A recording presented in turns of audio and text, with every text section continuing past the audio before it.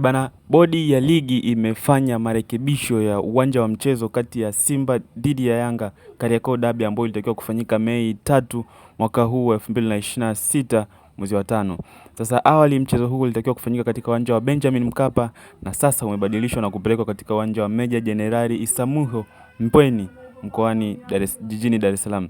Sasa katika ukurasa wa Instagram wa rasmi kabisa wa Ligi Kuu Tanzania Bara wameweka taarifa rasmi ambayo inasema kwamba bodi ya Ligi Kuu Tanzania TPBL inatangaza mabadiliko ya uwanja wa mchezo namba 169 wa Ligi Kuu ya NBC msimu wa 2025-2026 kati ya klabu ya Simba na klabu ya Young Africans maarufu kama Kariakoo Derby.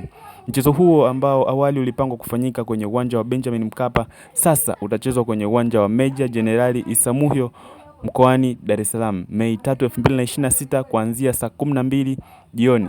Sababu ya mabadiliko hayo ni uwanja wa Benjamin Mkapa kuwa kwenye matengenezo. Klabu za Simba na Yanga pamoja na wadau wengine wa Ligi Kuu ya NBC wamepatiwa taarifa zote kuhusiana na mabadiliko ya uwanja wa mchezo huo na maandalizi yake yanaanza mara moja ili kuhakikisha unafanyika katika kiwango cha juu kinachoendana na hadhi ya michezo mikubwa ya ligi ya sita kwa ubora barani Afrika.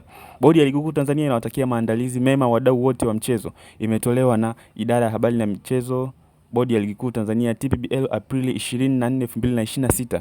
Hiyo ndio taarifa rasmi kutoka katika ukurasa wa Instagram wa Ligi Kuu Tanzania Bara wakitoa maelekezo kwamba uwanja umebadilishwa na sasa sio kwa Mkapa tena, ni Meja Jenerali Isamuhyo. Nini maoni yako?